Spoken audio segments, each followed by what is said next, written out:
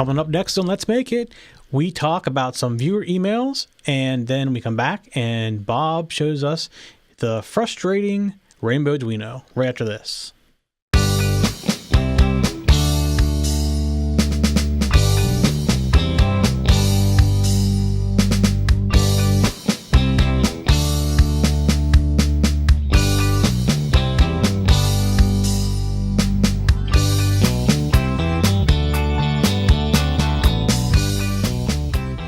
Let's Make It is brought to you by Ting, the new way everyone is getting their cell service. No overage penalties, great rates, keep what you do not use, no contracts, and someone will actually pick up the phone when you need support. Use our link and get $25 off your first month's service or your new phone. Just go to tech-zen.tv/ting to save $25. Hello, welcome to episode 41 of Let's Make It. And this week we have Bob back with us. How you doing, Bob? I'm doing good. How are you? Doing good. Things getting a little bit better on your side? Next 2 weeks are going to be really busy, and then things will quiet down. All right. So this week, I'll give you a little bit, everybody a heads up. If you're on the stream and you're not, or if you have a problem with the stream, just bear with us today. Because last Wednesday, I got this idea. I was going to rearrange my studio, and I tore it basically all apart in the other room, the control room. So we are still working through issues with streaming and Skype and all kinds of stuff. So it's an ongoing process, and sorry if you're experiencing any issues this week. So it'll only get better as time goes by. So this week, I don't really have much to talk about. I have a couple things that I want to talk about in the very beginning here. We'll take a short break, and then we're going to come back, and Bob's going to show us what he's got working on the RainbowDuino and talk about some of his struggles that he's had with the RainbowDuino. So the first thing I want to talk about is I mentioned a couple weeks ago that I ordered an Udo, and this is the Udo, and it basically, under this nice heatsink, is another processor that's the equivalent of, it's a 4-core processor, and it's the same processor that's used in the Raspberry Pi, just the 4-core version of it. And then there's also this Amtel chip, which is the same chip that's used in the Arduino Duo. And these two can talk to each other. So basically you have two different CPUs running on here. I don't remember the amount of RAM that's on this. I think it's 2 gigabytes of RAM. And this, I think, is a gigabyte, this chip right here. But built into it, you see it has HDMI, Ethernet. It has both kinds of USB, because it can be used as a keyboard emulator, or it can be used with peripherals. And it also has 2 sound cards on it. And then on this end, you see there is, underneath the heatsink there, the card where you put the software to boot up this chip or this system right here. And then after you get Linux loaded on this, you can actually program this from this Linux if you want to as well. And they communicate via serial. You can change the jumpers over here so that you're talking directly to this Arduino. And you can also see right here that there's the same pins for the Arduino Duo. And the thing that I mentioned last week about the Arduino Duo is it's only 3.3 volts. So you got to make sure you don't try to run something 5 volts and blow it out, which is part of the reason I actually bought a Duo, just to make sure the stuff I'm going to plug into this not going to hurt in any way. The other thing it came with is it came with a wireless right here. This is a Wi-Fi header, so I haven't put anything in this yet. I just got it this week. You can see there's not even anything to boot off of yet in here. I have to do that here soon. With the studio changes, though, it just kept me really busy. And then there's a couple of jumpers on here. There's a power jumper over here. There is over here is eSATA. This is, I can't remember what it's called, but it's the same monitor technology used in laptops. So for monitors, for touchscreen monitors, and that's there. I can't remember what all the other ones were that were in here. One of these, I think that's USB right there, and then what this one here was. So there's all kinds of little jumpers you can do as well. So it's kind of neat. Right now, the only thing they have for operating system for this is a Linux, but I'm sure in the near future they'll come out with other things that can be run on here. The Linux you can download has the Arduino code to program it. So basically, you can plug in a monitor and a keyboard to this, make this your computer, and program the Arduino from the software it's running on that. It's a pretty neat little board, and it's actually, you can kind of see how small it is. It's that's my hand. I'm gonna have another board. Okay, here's a good way to compare it. Let me grab this. this is the Arduino Duo that we had last week. If I can get it untangled. That's how big it is. So it's not that much bigger. It's a little wider. So it's about the same length as an Arduino, just slightly longer. So yeah, it's not, not that big. It's pretty small. Actually, from the pictures I was seeing on Kickstarter when I ordered this, I thought it was going to be considerably larger than what it is, but it's actually nice and tiny. So that was my receipt for this week. I haven't had time to play with it yet, though. It's like you get a toy and you can't play with it. So that's terrible. I know. That's I've been crawling around on floors. Your studio apart. Yep, crawling around on floors and putting things back together or trying to get them to work again. So yeah, it's been a little bit of a challenge this week to get any time to play. That's why I don't have anything for tonight. Thankfully, Bob has something we can talk about tonight. So I didn't ask you this earlier, Bob. Did you see the emails I forwarded you that we got this week? I saw a couple of them, and I answered the first couple. I did not have a chance to finish them, though. Okay, yeah, I've answered these as well. So we love the comments, so keep that kind of stuff coming. And we had some really interesting questions this week. Let me see. Well, and tonight's show is based off of somebody's question, too. Right, that's right. The RainbowDuino was something that came to us as a question. And somebody was having problems with it, which I think we now understand that why we have problems with it, right? Yeah. So we'll talk about that tonight, too, without being really negative on it. We'll try not to be too negative. Yeah. So let me see if I can get the... I got another one from... I'm sorry if I mispronounced your name completely. Gennaro Amendola, which I don't know if I've even replied to them yet, and I haven't replied to them yet. So I will reply to that, and it's about a Zero LCD in one of our other episodes, so we could definitely talk about that. He's having a problem getting the LCD to work, kind of like I did when I first started messing with them. So we'll try to help him out with that. And if you have a question about something we talked about in the past, which one of them, the other one I got was about rotary encoders, which we did, I think 3 or 4 weeks ago, we did rotary encoders with stepper motors. And if you have questions like that we didn't answer something properly or not detailed enough, or you have specific questions, please let us know, and we'll come back and do that. In fact, I'm going to do that. I'm trying to figure out where the issue is, and maybe we'll come back and do another whole a little more deeper dive on the rotary encoder, because we included into a show about stepper motors and rotary encoders. We didn't focus on the rotary encoders. So that was another one that we got, and I'm trying to find the other ones that I got this week. Let's see. Should be right here.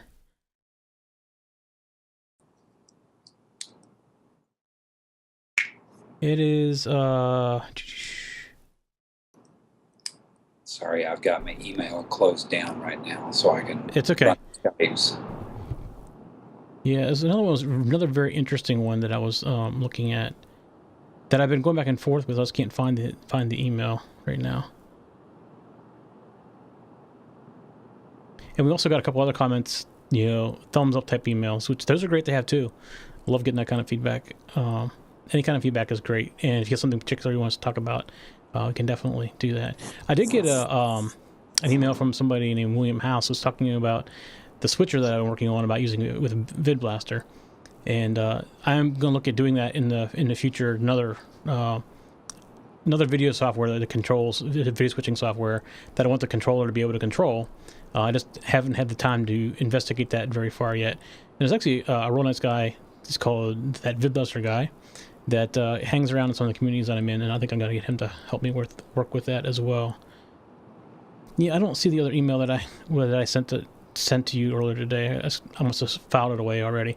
So, but anyways, we've gotten some really interesting emails and questions, and we love that kind of stuff. And just bear with us at getting back to you, because we're a little busy, but we will get back to you. And yeah, that's it. I can't think of anything else right now. So we're going to take a quick break right here, and then we'll be back. And when we come back, Bob's going to show us what he has with the RainbowDuino. You work hard for your business. Your website should too. No matter what industry you're in, select your customizable high-quality design with professionally written content and graphic elements created for your business. Make changes online whenever you like. Switch your background color, page layout, and text anytime. Add your pictures and logo. Upgrade your website with useful one-in-one web apps. And integrate social media. Upload your photo albums and embed videos. With one click, optimize your website for viewing on mobile devices. Choose your free domain, or you can easily transfer an existing one. Thanks to One-in-One's SEO tools, customers can find you everywhere. One-in-One My Website, a professional website created by you. When you open up an Audible audiobook, it opens up your imagination. Enjoy a steamy romance while ironing the sheets. Discover an historic battle while battling the bulge at the gym. Visit audible.com/freebooks now to try 2 books absolutely free. Get caught up in a whodunit during a do-it-yourself project. Listen anytime, anywhere with the Audible mobile app. When you're out for a walk, learn how to climb the corporate ladder. Or bring a little magic to your minivan with a fantasy novel. With over 100,000 titles, Audible is an amazing experience that you can now try absolutely free. And just like our books, there's no binding. Our Great Listen Guarantee lets you exchange a title you don't like for another. No questions asked. Visit audible.com/freebooks to download 2 books of your choice right now.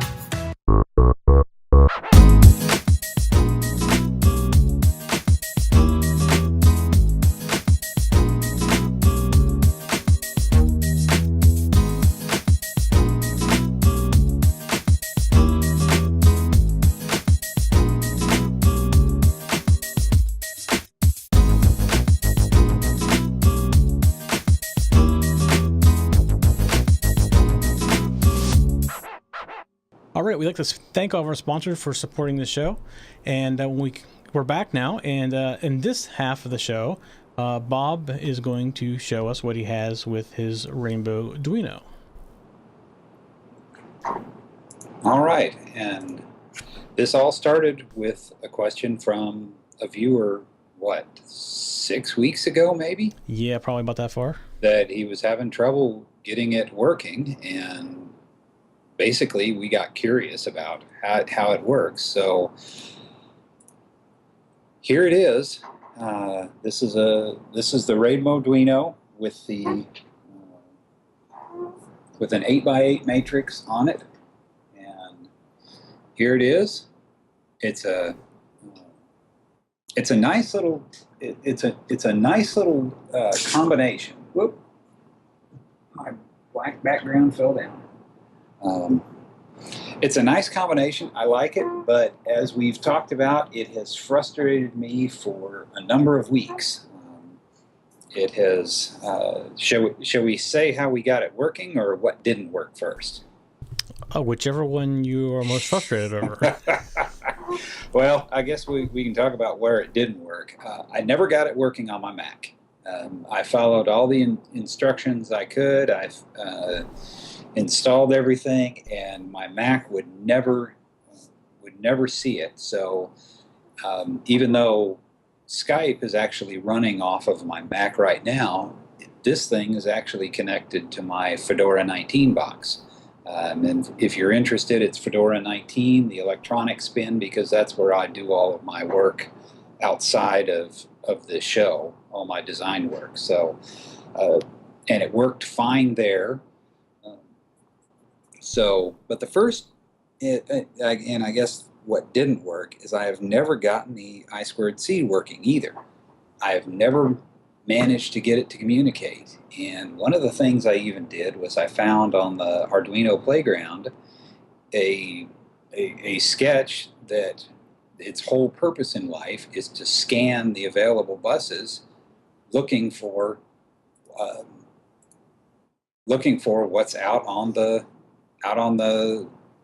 bus. And that sketch could never find this thing. So That is just scanning through all the different addresses looking for something on that bus. Right. All it's doing is pinging the addresses to see if anything's out there, and this thing would never answer back. I'm sure it works. I just haven't found the correct combination of settings, because this thing I have discovered it's pretty finicky. But once it's working, it works pretty good. So, but to get it to work, let's go to, all right, give me just a moment to switch to a desktop.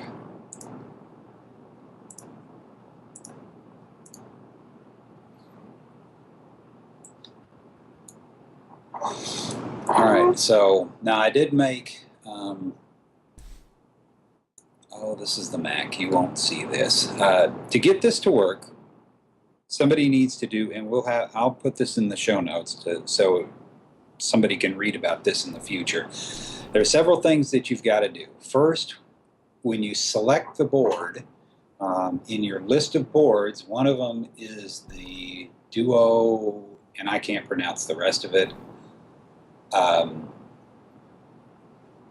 But that's the board that you have to choose. And with that board, you also have to choose the ATmega 328 because that is the processor that is on this. The third thing that actually,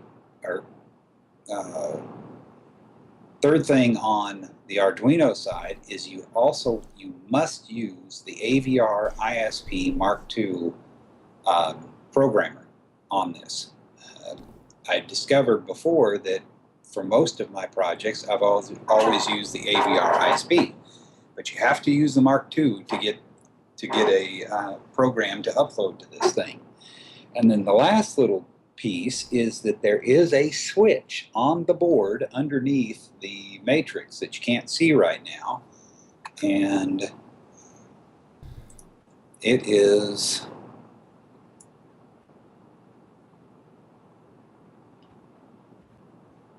let me find, I'm sorry. This switch right here, if you can tell where I'm at, on one side of that is a label that says host, and on the other side of it, I have found documentation elsewhere that says that it's client. So it's apparently it's a host client switch, but if you have it on host, it will not work. So you have to switch it to the other side. And then you can finally get a sketch to load. So yeah, I hope you see what I mean, that this thing is very finicky. And it's not very well documented is a good way to put it, correct? This is a family show, and that's a very nice way of putting it. Because outside of here, I have used other colorful words and phrases to describe the documentation. and what else has been something else that's been frustrating? After last week's show, I know you sent Seed a message, right? Looking for support. I sent them a third one. So between the two of us, we've sent 4 messages and haven't gotten a single reply back yet, which is very disappointing because this isn't the first one of their products that I've had that I've really liked the product but been frustrated with the documentation. Right. Yeah, I know a couple of those things myself. Now, do they give you a schematic of how it's put together? Say that again, please. Do they give you a schematic? They're a rudimentary one. They did not give you. There's not a true schematic for it. Okay. But they do give you an idea of how they're, how it's put together and how you can use it. They do tell you the chips that are involved and give you links to the data sheets, which is really nice. I do have, and it'll be in the show notes as well. I may have it. No, I don't have mine there. I do actually have. This is sold as a kit on Amazon, and I do have It turns out that the matrix display that's on here is actually one that I had been looking at somewhere else for a completely different project. And one moment, and I will have that on the screen. And this will be, I have this for the show notes. So here is the data sheet for the matrix that actually comes with the kit that you can buy from Amazon. And for somebody watching, I believe I think I paid $25 for the RainbowDuino, and this matrix was just another $5, which is a really good price. So here's the data sheet for that, and we'll include it in the show notes. But once you've got all of those little things fixed and just right, then you can actually upload a sketch. And this is, let me put this, forgive me, I'm having to go back and forth between two machines tonight.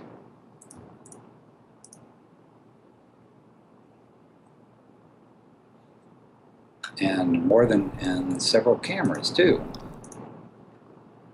There we go.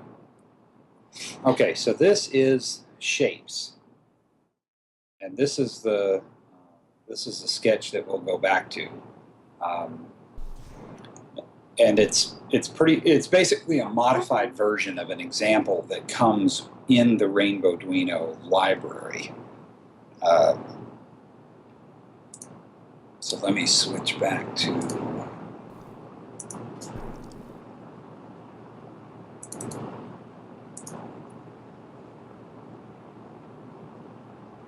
okay. So here's the RainbowDuino. This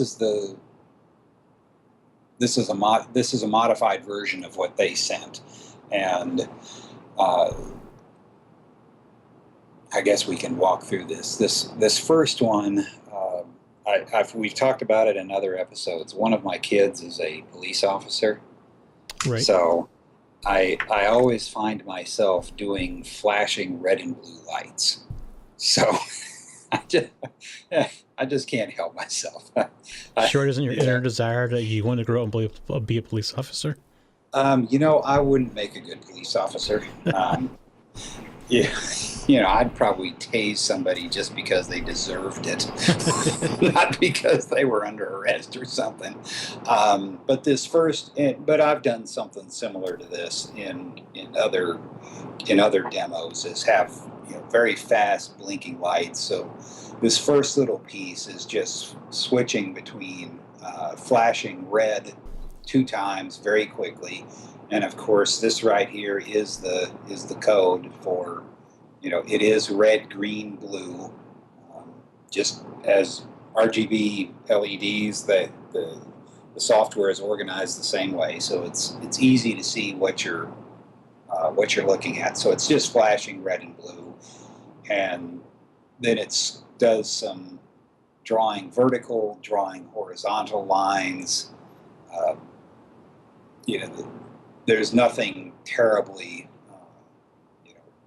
difficult or, interesting here, other than this is, it kind of goes through all of the shapes that are available. Drawing lines, drawing horizontals, making a rectangle, filling it, drawing a circle. There's quite a few of those in the library itself. Okay. So now I did make I made a couple changes to the library, and I guess while we're talking about this, I'll go ahead and bring that up. This is a library that's downloadable from, that's on the RainbowDuino page from Seed, and the 2 changes that I made here in the CPP file is, one, I sped this thing up. What I discovered was that to do some of these very quick flashing displays, the multiplexing was not fast enough. So this, when it comes from Seed, this line right here, and this is using timer 1 right out of the box, just like any other Arduino would use. This line was set to 10,000, which essentially gave you 200 hertz.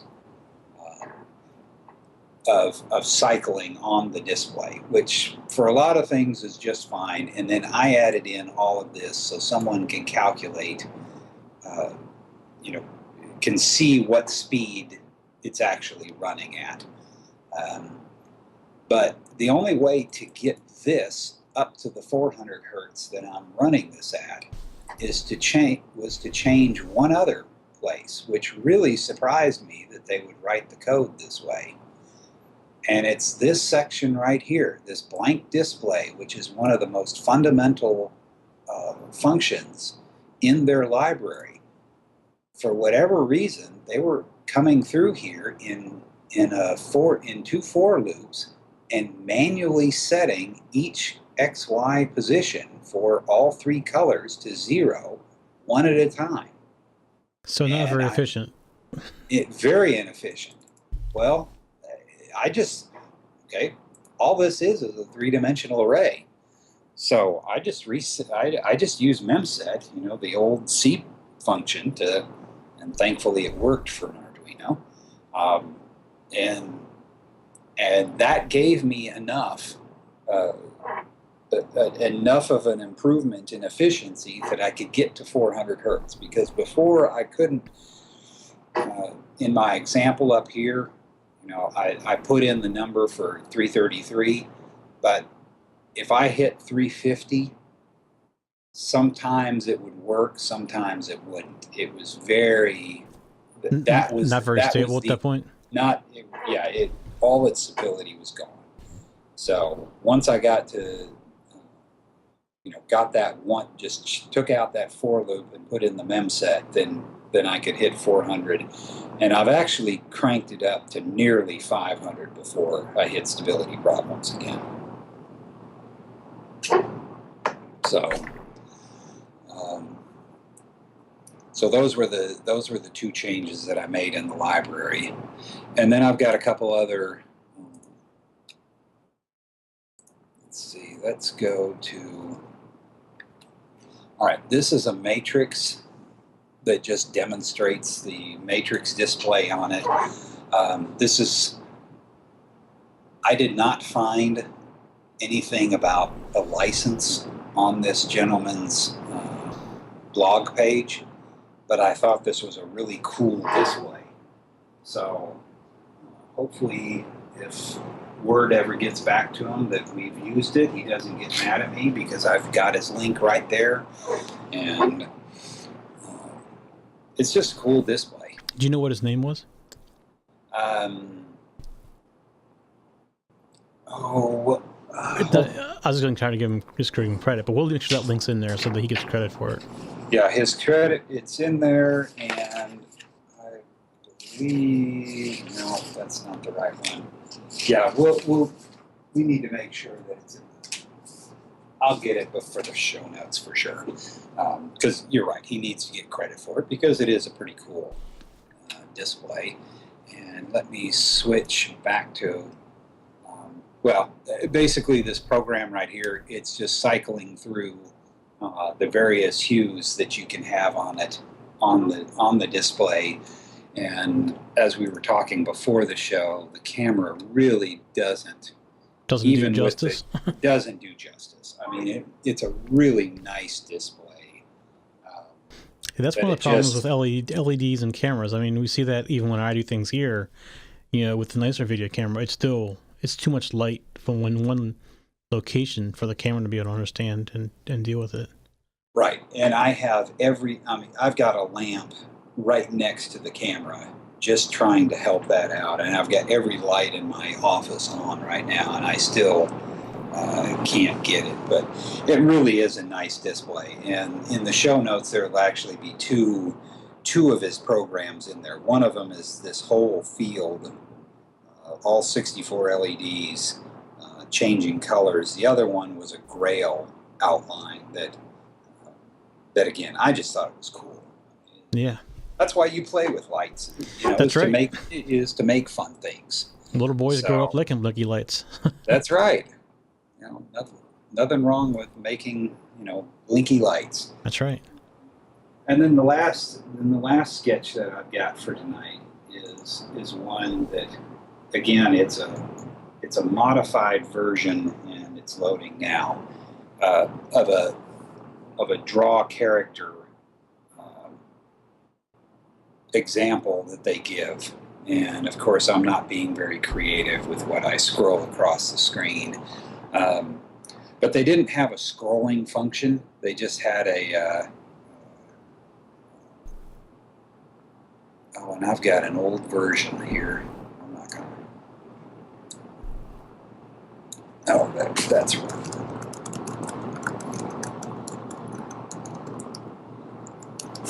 So, yeah, scrolling Let's Make It.tv is, that's not terribly, that's not terribly interesting, but No, but it shows some of the capabilities still. it does show some of the capabilities. So is there any way you can put these together, like more than one side by side? Oh yes, that's one of the nice things about this guy. And while we've brought it up, we'll just bring it up. If you look here on the side, these pins right here will actually connect in to these pins right here. So you can have a whole array of these things and make a large display if you like. Now, the large display is done with the I2C, which I obviously don't have working. But it is made to make a large display of these things. And, at $30, for a square, it's actually relatively reasonably priced. I mean, you can do a display like this a little cheaper, but you can also spend a ton more money. So right, it actually isn't priced too bad, and the colors do look nice. I mean, they're not perfect, but it's for the price and what it can do, it is really nice. It's just really frustrated me, and I don't know if we've kind of hinted at it on the show, but I've been fooling with this for a month, off and on for the last month, and this is as far as I've gotten because I've wasted so much time with the I2C setup that I failed on. So when you're doing I2C, what were you controlling it with? Well, I was using an Arduino, and I tried both the Uno and the Leonardo that I have sitting. I've got a couple of them sitting around available, but neither one of them could ever talk to this thing. So, and that's where we got back to the, that's where I went looking for that scanner to find it, to even find the address. So is there anything in their examples that show how you do it, having one of them control another one? It's all done with I2C and the addresses. Right, so, and they didn't give you any hints on how to do any of that stuff anywhere? I didn't get that far because, without the I2C working, how to control across an array of these displays, I really wasn't interested in looking at that because I wasn't there yet. Right. So, right. Kind of taking first problem first. So, but it's the bottom line is it is a nice display, and you can crank up the speed to make some really quick, fast displays run across it, but it is very frustrating. And I understand clearly why the gentleman who contacted us originally was having trouble with it. Because I've had the same trouble. Yep. So first few times I've threatened, talking to myself, I've threatened to desolder it and reuse different parts of it. Reuse parts elsewhere, and of course, a few colorful words and phrases. So needless to say, this is not necessarily a beginner's thing, right? No, this is not a beginner one, but it is something that I will continue to.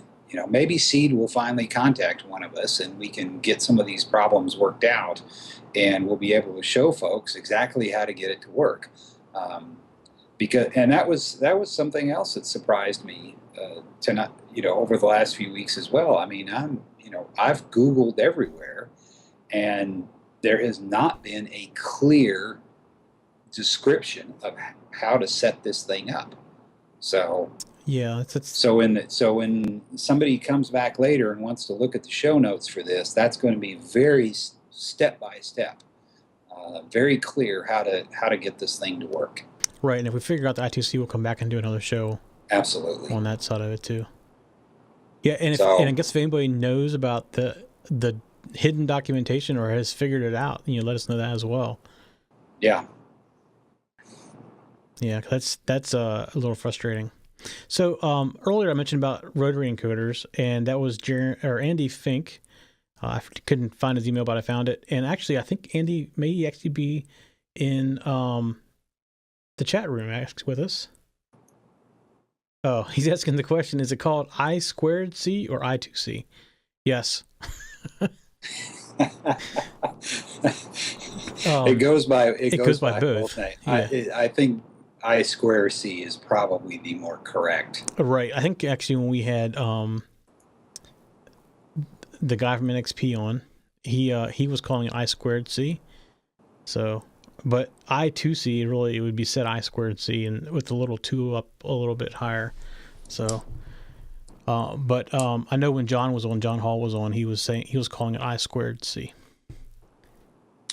And that's what I've tried to stick with as well. Although I think thinking about what we've talked about tonight, I think I've slipped. Yeah, well, I think we sometimes call it I2C just because it's shorter than I2C. Right. But, so there, I can see the good green colors on that. Yeah, the new camera, does look a lot better. So, for everybody, I actually went out and bought a new $100 camera just for this episode.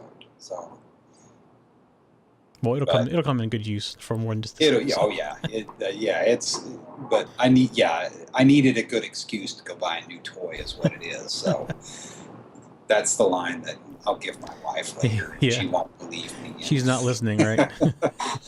No, she's not listening tonight. She's out of town. So, well, you know, she could be watching. Probably not. She's not.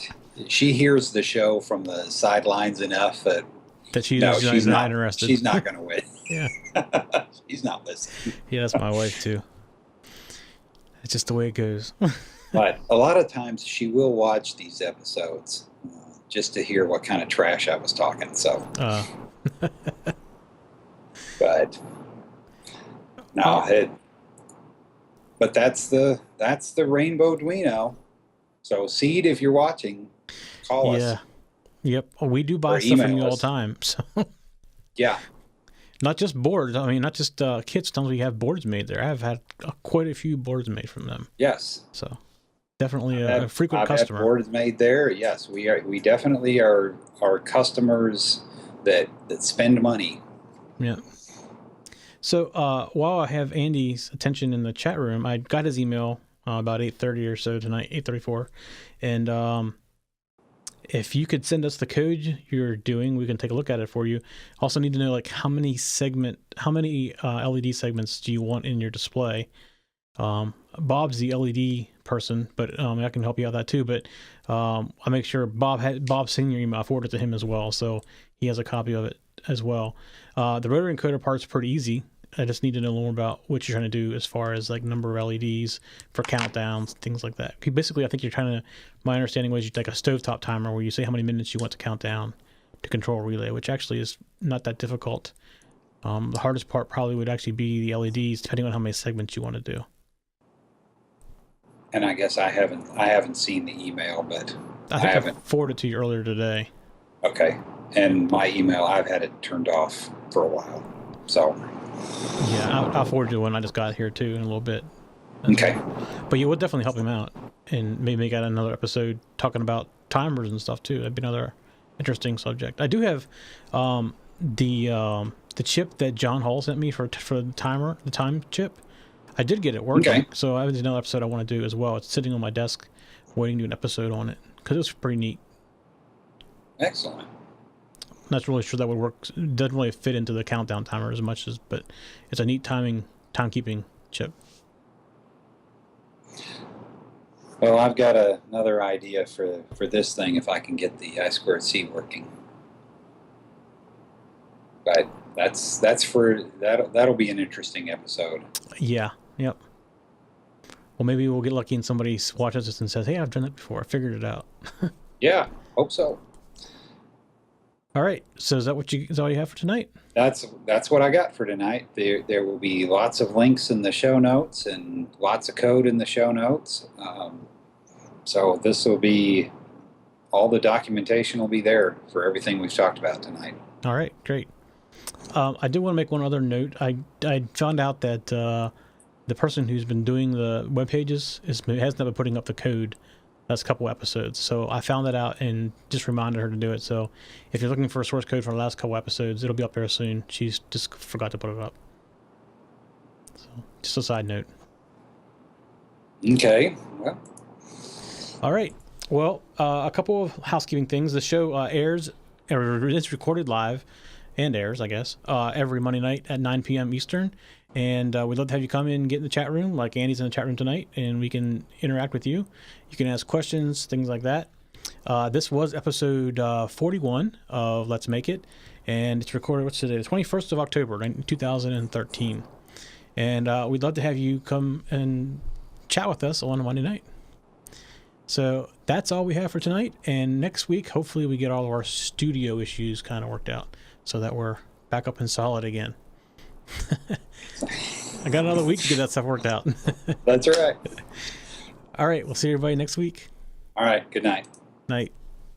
For show notes for this show, contacts, and more, go to the Tech-Zentv website where you can get show notes for all of our shows. We love to hear from our viewers and listeners. We have an email, a Twitter, and a phone number where you can contact us for each show. For details, visit the Tech-Zentv website and get the show details. You can also make a video and upload it somewhere like YouTube or Vimeo and then just send us a link. You never know, you may see your video in a future show. You can get all of our shows delivered automatically to your favorite device by going to your favorite podcast website like iTunes and subscribing. Each of our shows also has a YouTube channel you can subscribe to get regular updates. Our shows are also available on most internet radio networks like Stitcher and TuneIn Radio. You can also watch and listen to our shows on Xbox, TiVo, and Roku. You can even find us on your Zune.